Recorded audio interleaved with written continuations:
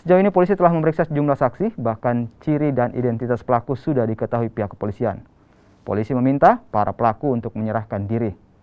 Selain itu, polisi juga meminta masyarakat untuk tetap tenang dan tidak terpancing dengan informasi tidak benar atau hoaks. Terkait dengan masalah kasus penyerangan kemarin, kami tentunya dibantu dengan dari anggota TNI juga.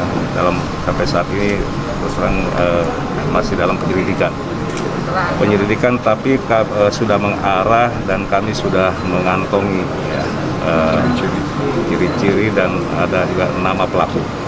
Ya, dalam hal ini kami akan serius penegakan hukum untuk penegakan hukum.